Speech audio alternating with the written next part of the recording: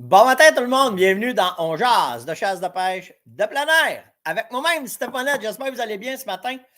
J'espère que vous passez une bonne journée en ce dimanche de Pâques. Ben, joyeuse Pâques tout le monde. Profitez-en bien.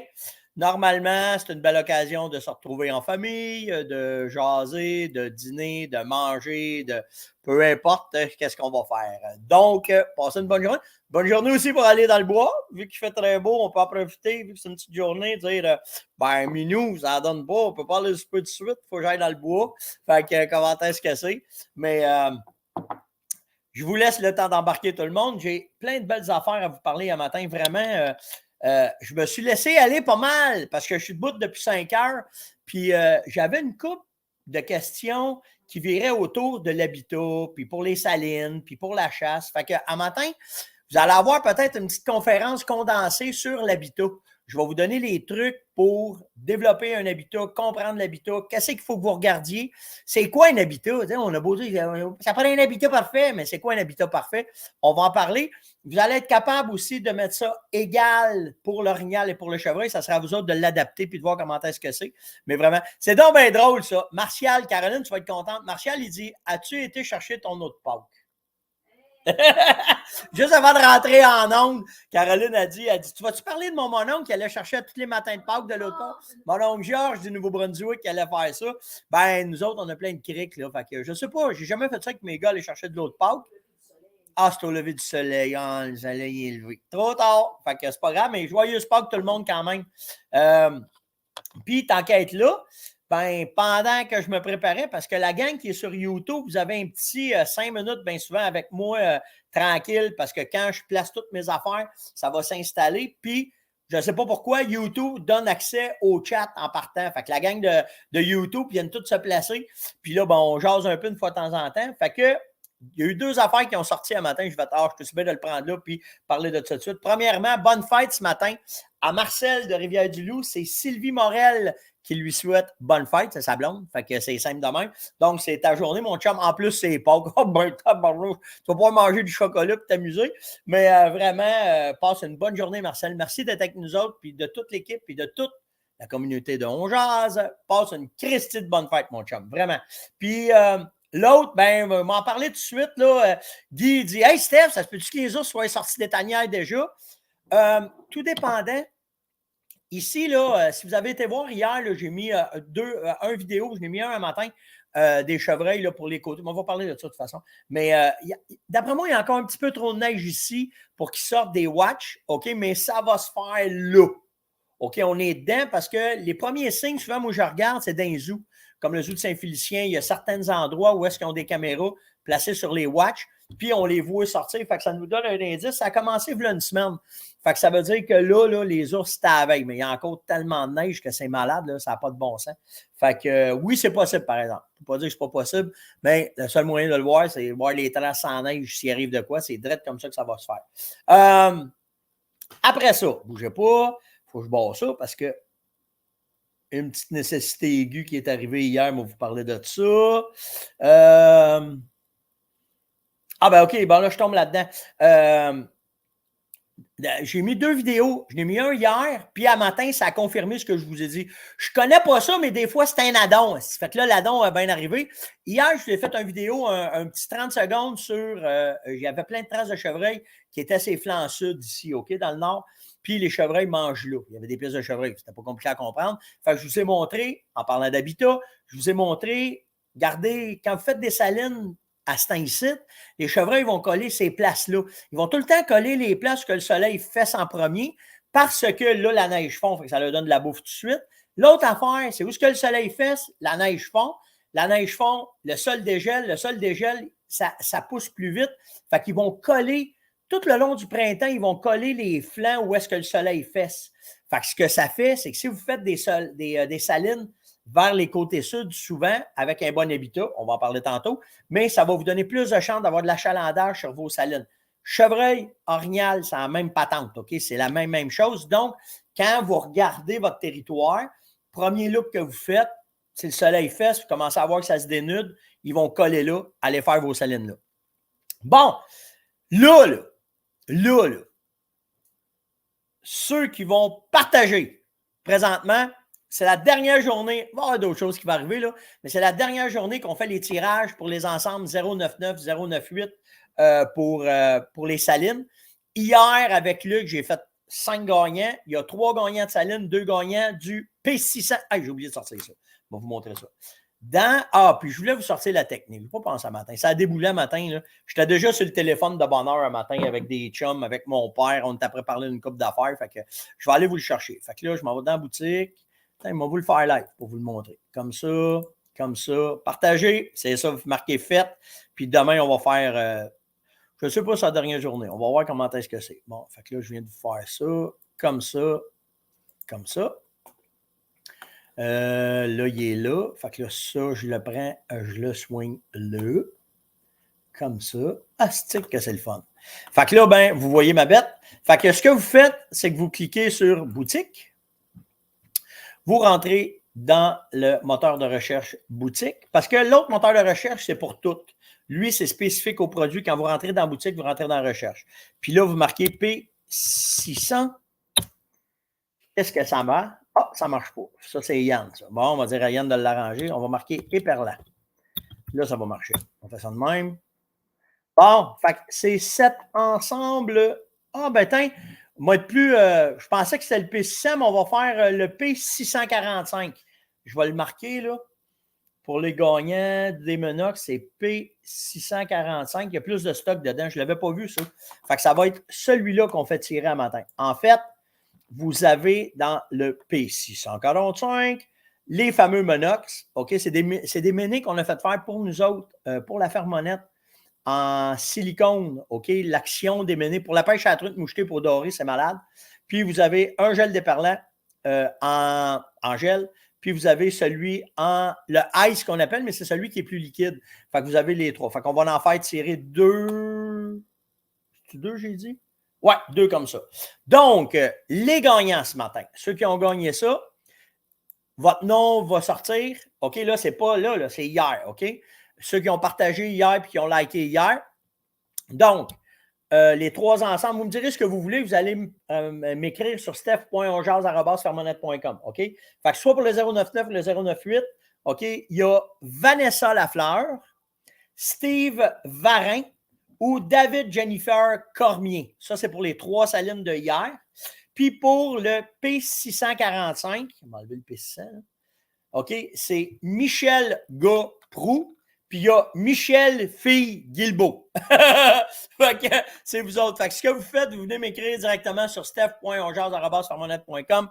Puis ça va être fait. On va vous envoyer vos cadeaux. Donc, ceux-là, présentement, qui marquent fait, donc vous partagez. OK? Il faut que vous soyez sûr de partager le lien à matin parce que c'est ce qui vous donne la chance de participer. Le fait, c'est pour. Ça fait les deux ensemble. On va dire ça de même. OK? Fait qu'on y va comme ça. Donc, félicitations à ceux qui ont gagné. Puis, on va continuer demain à faire les tirages pour les salines. Ouais, checkez bien ça matin.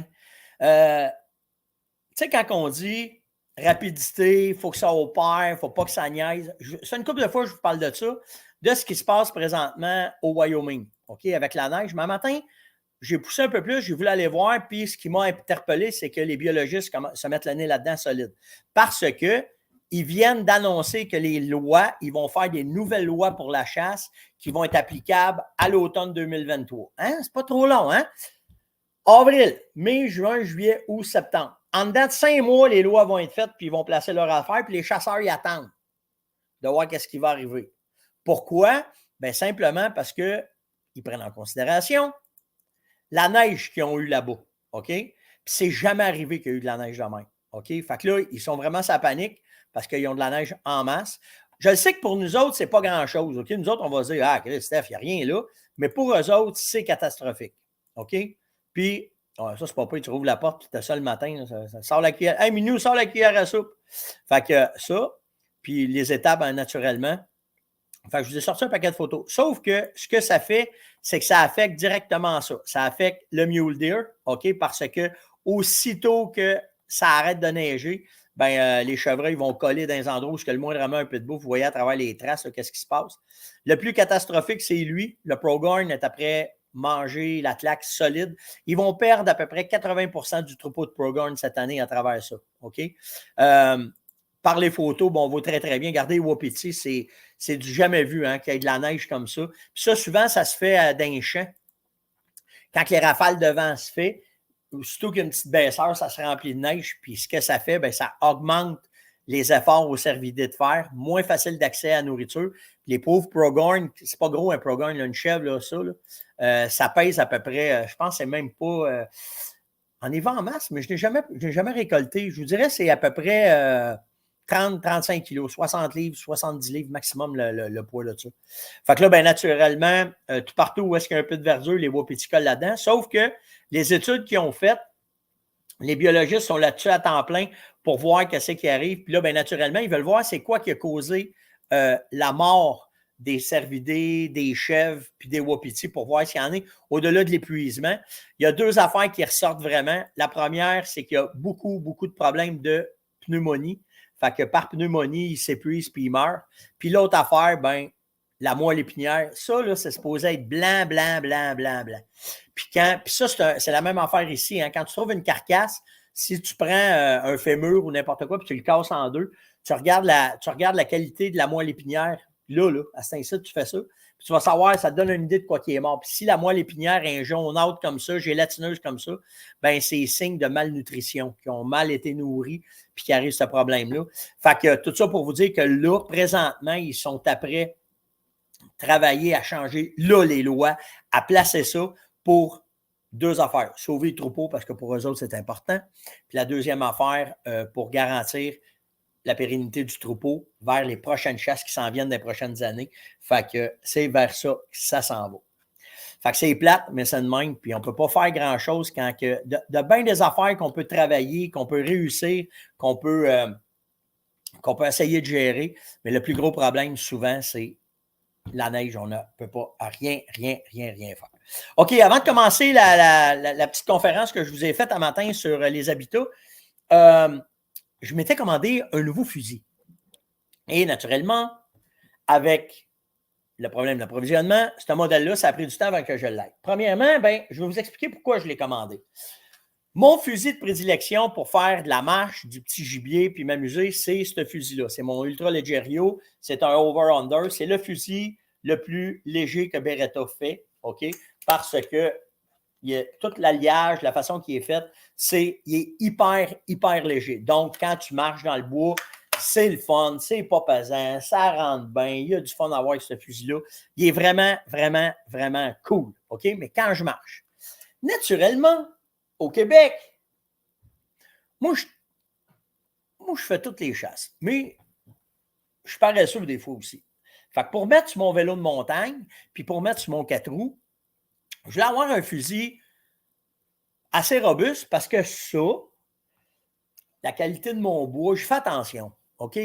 Premièrement, quand tu investis dans un fusil comme ça, tu y fais bien attention. Puis déjà que je l'ai magané un peu ici, je connais les marques dessus. Là. Fait que ça vous donne une idée comment je fais attention. Fait que je fais bien attention à mon fusil, à mon Ultra Leggero quand je fais du petit gibier, de la bécasse. C'est mon fusil quand je me promène là, en marchant. OK? Maintenant, je prends le carreau pour prendre une marche l'automne. On met nos dossards, c'est lui que j'apporte. OK? Sauf que j'en voulais un pour que quand je me promène en vélo, quand je me promène en 4 roues, je voulais avoir le quoi de robuste, puis je voulais avoir le quoi d'assez compact, parce que c'est basic, tu passes entre les arbres, en tout cas, vous savez ce que je veux dire. Donc, de là, m'est arrivée une nécessité aiguë que je n'avais pas le choix de combler, parce que mon besoin était tellement grandissant. Les gars, je parle pour vous autres, hein? Je vous donne des trucs pour vos blondes, là, OK? Parce que ma blonde est à côté de moi, fait qu'il faut justifier ça, là. Fait que, tu sais, quand tu as une grande... Tu sais, quand tu en as besoin, tu n'as pas le choix. Tu n'as pas le choix, tu sais, tu veux ramener de la bouffe à la maison, tu sais, tu veux ramener de la poule, tu veux ramener du lièvre, tu veux ramener de la bécasse, mais il n'est pas fait pour faire du canard, lui, Minou. Il est fait vraiment spécifique pour cette chasse-là. Puis, vu que j'ai investi tellement dans un fusil de ce genre-là, Minou, ça m'en prend un que il va tout faire, tu sais. Fait que ça va être beaucoup plus commode. Fait que naturellement, elle dit, ben oui, commande-les. Hein? C'est un besoin. On en mange tellement de perdrix, puis on en mange tellement de lièvres, on n'a pas le choix, tu sais. Fait que j'ai fait rentrer ce fusil-là. OK? C'est le 1301 de Beretta avec un canon plus court. Puis en plus, il va me servir à protéger ma vie quand je vais aller à l'ours. Ah ben, colique. Là, ça en prenait pas plus qu'à me dire, tu pourrais même en commander deux si tu veux, deux couleurs différentes. Fait que je me suis raisonné, tu sais. Je ne veux pas ambitionner. Elle me dit que je pouvais, fait que j'ai été chercher celui-là. On avait assez de jus, là, les gars.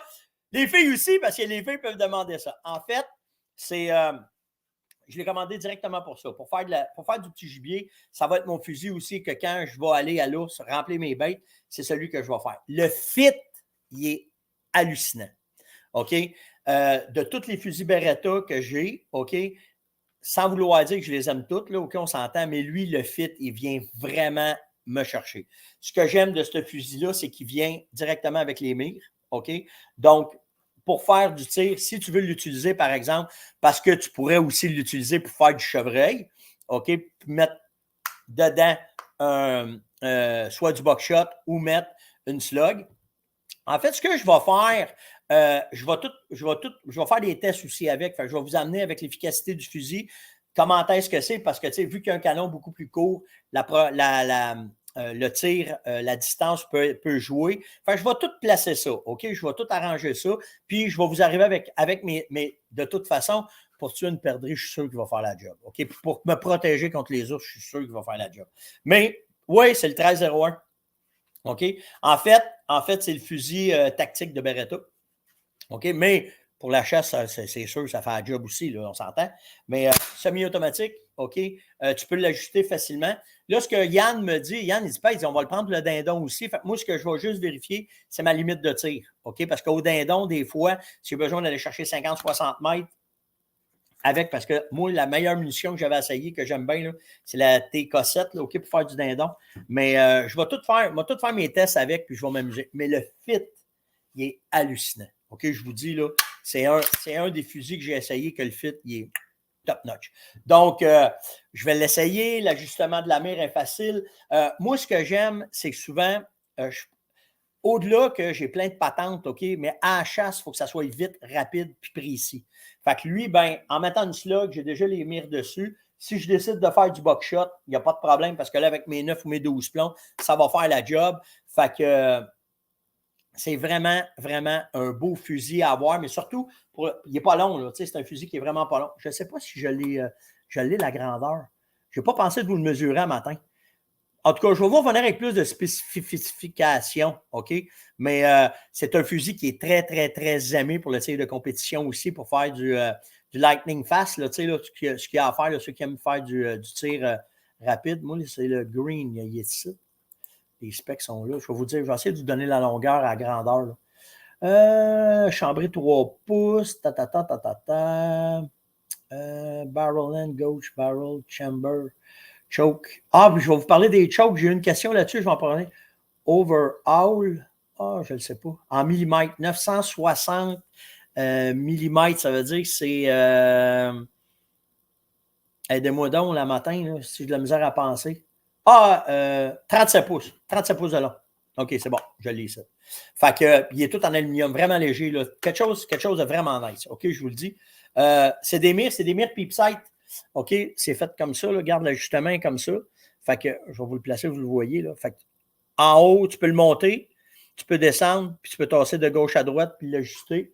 Fait que tu n'as pas de casser la tête, puis ici, au bout, ben, tu as ta mire qui est là. Un glue aussi, là, c'est vraiment, vraiment, vraiment, vraiment. Oui, il vient avec l'oreille Picatinny aussi dessus. Fait que si tu veux mettre dessus soit un holosite, peu importe là, tout ce que tu veux mettre dessus, tu peux le mettre. Le prix, je m'en souviens pas, Alain. Alain, ma blonde est assise juste là, puis après un café. Écoute, pas cher, là. Pas une bonne question, ça. Tu viens m'écrire sur steph.ongeance@farmonette.com. Je vais faire des recherches, puis je vais te donner le prix. Je m'en souviens plus combien ça. Ça fait trop longtemps que je l'avais payé, parce que ça avait pris trop de temps pour qu'il arrive. Tu parles d'une question. Non, non, il n'y a rien coûté, Caro. C'est vraiment pas cher. Elle dit, dis-le. Non, non, si. Après 34 ans, de mariage, tu t'en souviens plus. C'est tout. Il vient-tu avec une sling? Attendez, pas pris le bon. Ah oui, oui, il y a tout ce qu'il faut. Ici en avant, il est déjà là. OK, tu as ton trou pour ta sling. Puis ici, après la crosse, c'est aussi ta place pour la sling. Fait que tout vient avec, là, OK? Fait que, puis c'est ça. Tu sais, quand c'est une nécessité aiguë, tu n'as pas le choix. Mais vraiment, vraiment, vraiment. Moi, je ne vois pas vos commentaires un matin, OK? On change de sujet, mais vraiment content de cette. L'autre, regarde l'autre. L'autre de me mettre dans la boîte. Il sort de la douche, il me regarde, c'était quoi? C'est combien le prix du gun, pas? Ah, je m'en souviens plus. Vraiment, vraiment, vraiment. Il y en a qui disent, tu peux l'écrire. Ouais, je m'en souviens plus. Comment est-ce? Bougez pas, là. C'est à peu près. Non, je m'en souviens pas. Écrivez-moi sur steph.ojard@fermanette.com. Elle peut se lever, venez prendre un café, venez me voir. Vous savez bien. Ah, en tout cas, fait que c'est bien drôle. Fait que c'est ça. Fait que je vais continuer aussi. Je vais m'amuser avec. Puis quand je vais arriver avec d'autres affaires intéressantes, je vous ferai des 30 secondes, des reels ou peu importe. Là, puis on va jouer avec ça. Si vous pouvez, là, partager le show présentement, ça vous donne une chance de gagner demain matin un ensemble. Il faut que je fasse ma job. Il faut que je fasse ça parce que Yann, quand Yann y passe, il me regarde, t'as-tu parlé du tirage? Oui, oui, oui, oui. 099, comme ça. Je sais pas. Comme ça. Comme ça.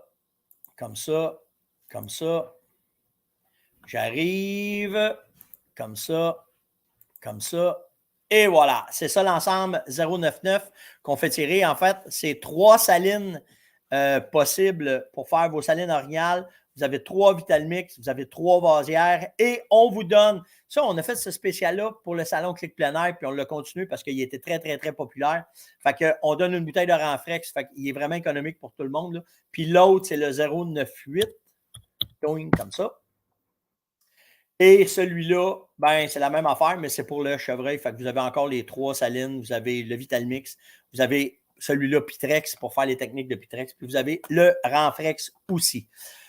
Bon, assez parlé de produits, on va rentrer dans le vif du sujet.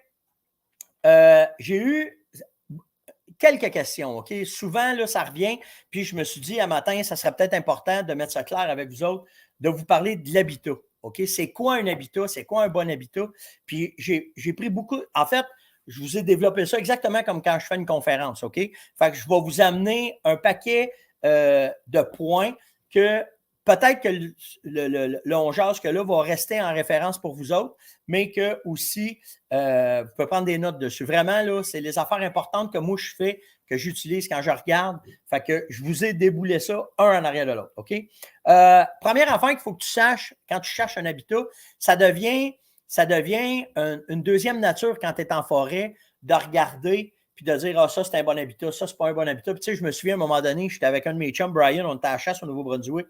Puis j'avais dit, OK, il faut blaster le territoire, il faut jouer l'habitat, il faut que je trouve des indices. Fait que là, en Bessic, m'étais promené dans tous les chemins possibles du territoire la journée qu'on est arrivé parce que je ne connaissais pas la place. Puis là, je regardais l'habitat. Puis là, je disais, OK, ça devient une deuxième nature pour de vrai parce que je disais, OK, mais quand on arrive là-bas, on a des chances d'avoir des traces. Mais quand on arrive là, on peut peut-être avoir des frottages. Puis là, à un moment donné, il dit, Christophe, comment ça se fait? Tu sais tout ça? Bien, ça devient une deuxième nature. En fait, c'est l'affaire la plus importante qu'il faut que vous connaissiez, c'est les habitats. Parce que tout de suite, quand tu reconnais les habitats rapides, tu vas être capable tout de suite d'identifier des bonnes places de chasse. OK? Fait que la première affaire, puis je ne sais pas si vous avez pensé à ça, parce qu'au Québec, on ne se soucie pas bien de ça. Jusqu'à temps que ça arrive, puis tu fais « Oh, OK, là, il faut que je regarde ça », c'est les points d'eau. OK? Les points d'eau sont importants. La seule et simple raison, c'est qu'un chevreuil peut se passer facile de 2 jours sans manger. OK? Mais boire, ça y prend 2 litres d'eau par jour pour rester en vie. Ça, cette eau-là, ça ne veut pas dire qu'il se promène avec une bouteille, là, OK? Mais quand il va manger, puis quand il va avoir des sources, des places importantes, c'est là qu'il va aller trouver les sources d'eau. Donc, quand il y a sécheresse, OK? Oh! Il faut checker ça. Quand je chasse dans l'Ouest canadien, il n'y a pas beaucoup d'eau. Quand on trouve les points d'eau, c'est important. OK? Fait que vos points d'eau sont hyper hyper important. Puis plus que l'eau est de qualité, plus que ça va enrichir votre habitat. OK? Fait que ça, c'est important de savoir ça. OK? Fait que après ça, ben, naturellement, la nourriture de disponible, mais pas la nourriture artificielle. Il faut que vous soyez. La première affaire qu'il faut que tu regardes avant de regarder ce qui est artificiel, on va revenir à ça, c'est qu'il faut que tu regardes ce que la nature va leur donner comme nourriture. Parce que pour eux autres, la première affaire, c'est ce que la nature leur donne qui est important. Puis leurs déplacements vont être en fonction, toute leur vie va être en fonction de ça. Qu'est-ce que la mère nature va leur donner comme nourriture? Parce que ce que nous autres, l'être humain, on fait, ça change. Une année, il va y avoir du maïs, l'autre année, il va y avoir de la fardoche parce qu'ils ont besoin d'engraisser le champ. Une autre année, ils vont planter, ils vont mettre des serres, aussi mettre des tomates. Fait que le chevreuil, puis là, ben là, je parle plus du chevreuil, mais l'orignal, c'est la même affaire. Sauf qu'ils ne peuvent pas tout le temps se fier à ce que l'être humain va leur donner. Fait que leur première affaire qu'ils regardent, c'est qu'est-ce que Mère Nature va leur donner. Puis là, ils vont voyager à travers ces places-là pour pouvoir trouver la nourriture. OK? Fait que, après ça, ben, c'est là que vous allez comprendre pourquoi que les food plots, les champs nourriciers qu'on peut faire, puis les appâts qu'on peut faire vont devenir intéressants. Qu'est-ce que tu regardes? Qu'est-ce que ça va donner? Ben, en fait, dans l'habitat, OK? Sur votre territoire, là, OK, il faut que vous compreniez que l'habitat, c'est 25% du territoire, il faut qu'il soit plus qu'intéressant pour le chevreuil. En bas de ça, 20, 18, 15, il va y avoir de moins en moins de chevreuils qui vont être dans ce coin-là. L'orignal, la même affaire. Fait qu'il faut que quand tu regardes overall, exemple, on va faire ça simple, là, OK? Si tu as, on va mettre des champs puis du bois, simple de même, OK? 75% de champs, 25% de bois de qualité, ils vont tous être là. Puis ça, c'est normal. Ils vont coller dans le bois. Mais ce que je veux vous visualiser, c'est que quand vous regardez votre territoire, il faut qu'il y ait 25% des essences d'arbres qui sont là, OK, qui va donner de la nourriture aux chevreuils, aux orignaux. Sans ça, ils vont aller ailleurs, OK? Ce que vous regardez, c'est les arbustes, les champignons, le forage au sol, le gazon, n'importe quelle plante qui est au sol. Parce que les arbustes, OK, les champignons, puis le sol. C'est trois places qui vont leur donner de la nourriture. Fait qu'il faut que vous analysiez ça. C'est bien, bien, bien important, OK? Un chevreuil, ça mange 4 kilos par jour de nourriture. Un orignal, c'est 6, si je ne me trompe pas. OK? Mais 4 kilos par jour de bouffe, il faut que ça en donne. OK? Du stock. C'est, en fait, par acre, OK? Par acre de terrain, c'est 5 à 600 livres qu'il faut que ça donne de forage sec. Là, je suis un peu plus dans les chiffres, mais il faut que vous compreniez comment est-ce que c'est important. OK? Donc, pour qu'un chevreuil reste sur un territoire, OK, puis qu'il y a, mettons, on va faire un chiffron, 25% de forage intéressant pour qu'il puisse se nourrir, ça va prendre à peu près 18 acres au chevreuil pour pouvoir rester sur votre territoire. OK? Fait que ça veut dire qu'un petit territoire, s'il est bien aménagé, puis que tu vas donner assez de nourriture dedans, sauvage, on parle de nourriture sauvage pour commencer, bien là, tu vas être capable de garder tes chevreuils en dedans de 18 acres parce que ça va leur donner assez de nourriture. Là, tu rajoutes là-dessus de l'eau. Oh, ça augmente encore. OK? Fait que là, vous comprenez que si on regarde dans 18 acres, qu'est-ce que ça prendrait? OK? On commence à comprendre qu'ils n'ont pas besoin de si grand que ça pour vivre. Mais c'est comment est-ce que le territoire va leur donner en qualité. Si on regarde après ça, OK, à l'année, comment est-ce qu'ils mangent? Bien, un chevreuil par année va manger, OK, à peu près 1000 kilos de nourriture sec, OK, prête à manger. C'est à peu près ça. Ça, je le sais parce que moi, je le paye. Enfin, je sais comment ça coûte, OK? Il ne faut pas penser que les bêtes, c'est ça qui va... Vous allez comprendre après ça pourquoi que les appâts et les champs nourriciers deviennent importants après ça, OK? Dans vos habitats, OK, il y a plusieurs sortes d'habitats, OK? Il y a des habitats à temps chaud, on va parler, mettons, en été, puis ceux froids, OK? Il faut que vous regardiez les options qui sont disponibles là-dedans, OK, dans vos affaires, OK? Donc, en été, où est-ce que ça va amener le chevreuil à aller et en hiver, où est-ce que ça va aller? Je vais revenir un petit peu plus loin avec les détails de ça, OK? Puis, la troisième option, OK, les territoires d'été, les territoires d'automne, d'hiver pour la nourriture. Mais après ça, ta troisième option, là, c'est qu'est-ce que ça va donner encore de nourriture là-dedans. Fait que l'hiver, ça leur donne de la nourriture. On va dire l'été, ça leur donne de la nourriture. Puis après ça, tu as les cultures qui rentrent en ligne de compte. Qu'est-ce qui va les attirer dans les cultures? Le maïs, la luzerne, le soya. Puis là, ben, Il y a plein d'options que vous pouvez ajouter là-dedans. OK? Fait que c'est ça. Ouais, c'est 15 à 20 kilos par jour. Merci, effectivement, je ne me souvenais pas. C'est pas mal plus. Tu as raison, c'est 3 fois ce que le chevreuil mange. Tu as raison.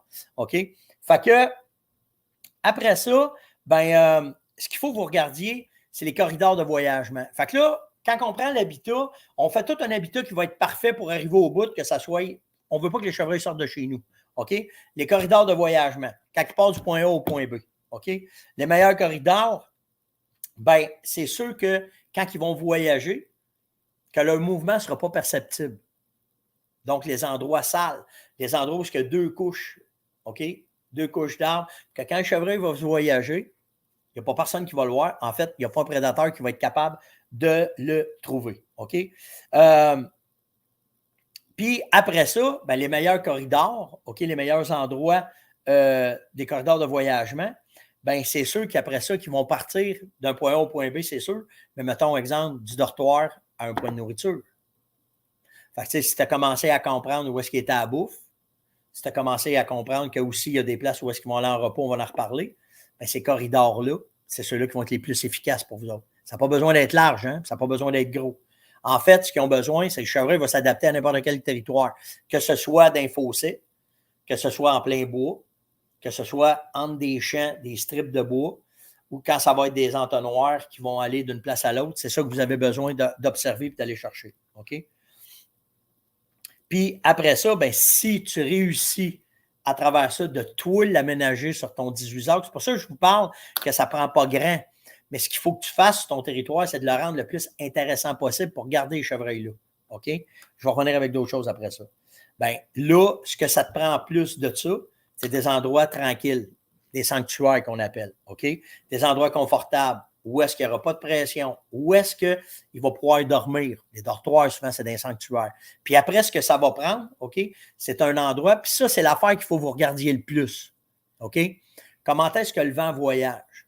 Ça prend un endroit dans un sanctuaire ou dans un dortoir où est-ce que le vent il est égal, qui ne tournera pas. Pas trop de dénivellation. Pourquoi? C'est que quand il va se coucher, il va se placer les oreilles comme ça en avant, il va regarder par là. Pendant qu'il va taper un petit somme, le vent va y amener les odeurs qu'il va être capable d'aller chercher avec son nez. Puis là, à partir de là, c'est l'endroit parfait pour lui. Fait que si c'est tranquille, qu'il n'y a pas personne qui y va jamais, et puis ça, là, c'est des petites places.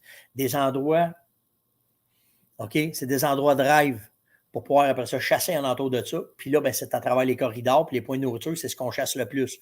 Les sanctuaires, on ne leur touchera pas, OK? Fait que ça peut être des îlots de bois,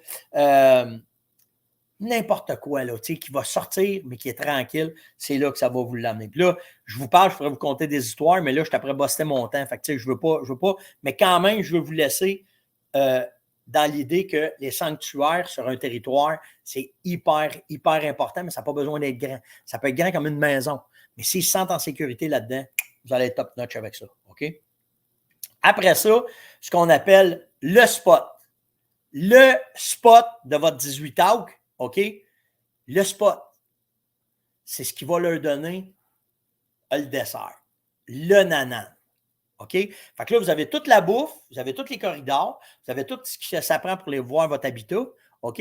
Mais là, il y a un nanan. Le nanan naturel, c'est les chênes, les glands, les frênes qui donnent des fruits. OK?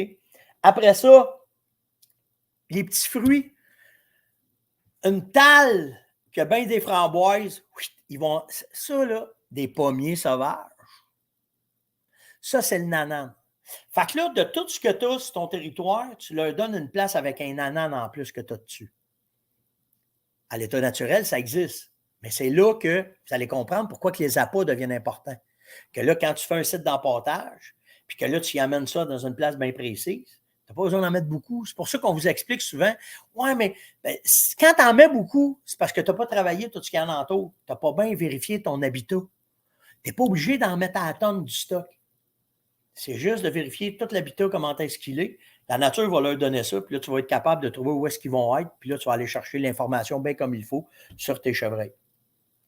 C'est ce qui rend la diète du chevreuil bien intéressante dans tout ça. Parce que là, souvent, c'est des sources de protéines directes. Ils ont besoin de protéines. un anan, ils vont être là. OK? Fait que ça va les amener là. C'est pour ça que quand tu arrives après ça avec de l'artificiel, bien là, ça va marcher. Que tu vas faire un appât avec exemple, des protéines, bien, ton secteur, si tout l'habitat en entour, il est comme ça va être top notch. OK? Après ça, c'est de comprendre les couvertures de votre habitat. OK? Il y a 4 types de couvertures qu'il faut que vous connaissiez. Il y a celle d'hiver, il y a celle d'été, OK? Il y a celle des corridors. On appelle ça aussi ceux de fuite.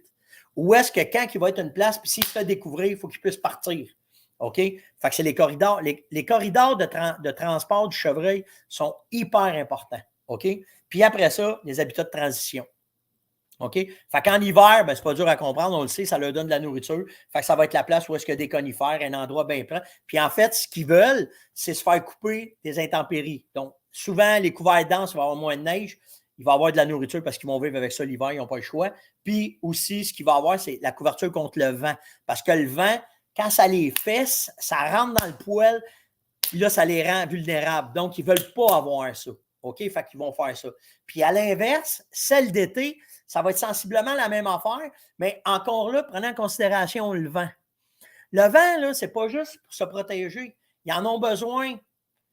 L'hiver, il faut qu'ils se protègent de ça parce que ça les gèle. Vous le savez, là. Il fait moins 10 ce matin, mais le coefficient avant, moins 38. OK? C'est la même affaire pour eux autres.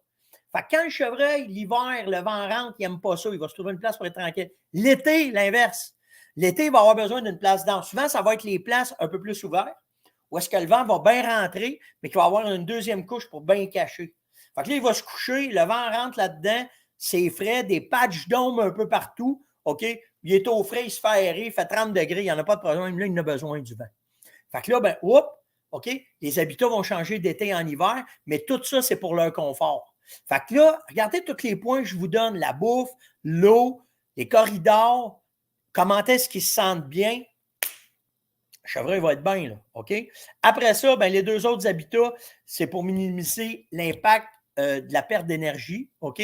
Fait que si tu arrives avec les habitats de fuite, les habitats de fuite, là, 50 pieds. 50 pieds, OK? Si après 50 pieds, il fait 2 sauts, il va être sécurisé. Souvent, là, il va faire poing, poing, poing, il se tourne la tête, puis là, il analyse. Il y a de quoi qui est arrivé, il fallait qu'il se cache, mais il veut savoir c'est quoi. Combien de fois ça arrive qu'on chasse, tu es d'une place, tu le lèves, pogne, pogne, il pense qu'il est caché, mais là, non, il s'est mal caché. Pouf, tu peux faire ton tir tout de suite puis le ramasser. Et voilà. Exact aussi, tu as raison, Fetchman. Mais imagine, un endroit marécageux en été, sur le top d'une montagne, OK, sur le top d'un buton, puis que le vent passe. C'est malade, ils vont tous être là. OK? Fait que, puis là, ben, lui, ce qu'il a besoin, c'est d'évaluer le danger dans ses corridors de fuite. Donc, là, il va regarder. OK? En fait, ce que ça va faire, c'est que ça prend. Quand tu regardes de même, tu ne vois rien, mais quand tu regardes dans les airs, tu vas le voir. Fait que c'est souvent les sous-couches qui vont vous donner ça, puis les corridors de fuite vont souvent être là-dedans. OK? Les habitats de transition, vu qu'ils sont connectés, OK, ben c'est celles qui vont servir pour la fuite, qui vont servir pour l'eau, qui vont servir pour la nourriture. C'est ça qui va tout emmener ensemble. Ce qui est intéressant à regarder pour un habitat. J'espère que ça répondait à une couple de vos questions. Essayez de faire mes devoirs le plus possible. Là, je vois, il y en a plein qui viennent mettre plein d'affaires, là, tu sais, là. Mais le fait, c'est d'essayer de vous donner le maximum d'informations. Fait que là, quand vous regardez l'habitat, là, c'est pas juste dire ah, voyez-vous tout ce que vous avez à regarder? Puis moi, là, quand j'ai commencé à regarder les habitats, là, ce que je faisais, je m'étais fait des notes. J'avais mes notes, puis là, il fallait que je regarde ça. À Star, c'est rendu une deuxième nature. Tu sais, je regarde les arbres, je connais les sortes d'arbres, je connais comment est-ce que c'est. Mais globalement, si vous arrivez avec ça pour l'habitat, vous allez être d'aplomb, puis vous allez pouvoir bien vous en sortir quand ça va être le temps d'aller à la chasse. Dernière affaire, j'ai oublié de vous parler. Je me fais souvent poser la question, mon fusil à canard, ou, mettons, je reviens encore avec le 1301, là, OK? Si je mets une slug dedans, le canon, il est-tu vrillé? Il existe présentement, OK, sur le marché, c'est des chokes vrillés. Fait que n'importe quel fusil que vous êtes capable de mettre un choke vrillé dedans, mettons dans ton A400 ou dans ton 1301, là, moi, j'en ai pas, mais je vais m'en commander un. Fait que juste au bout, la longueur du choke, OK, il est vrillé. Fait que quand que la slug, elle sort, Mais qu'elle pogne le bout, ça va lui donner la twist, puis là, ça va garder la précision, parce que c'est la twist, le tour de vos boulets qui fait la précision de votre arme. Donc, ça s'achète. Tu peux avoir un choke vrillé, vous demandez ça. Venez m'écrire en privé, ceux qui en veulent, là, sur steph.onjase@. Je vais vous enligner où ce qu'il y en a. Mais avant de vous dire où, je vais m'en commander pour être sûr qu'il va en rester. Mais tout ça pour vous dire que oui, ça existe pour les fusils, il n'y a pas de problème. Si vous avez aimé le show, likez, partagez, invitez, surtout commentez. Puis là, venez partagez encore le show, que le monde aille voir ça. Puis dites donc juste dans votre parterre, hey, va écouter un matin, il parle des habitats, c'est malade. Puis moi, ben, ça me donne une chance de pouvoir gagner un prix demain matin. Sur ce, passez une joyeuse Pâques, faites attention à vous autres, puis on se voit demain matin. Ciao tout le monde!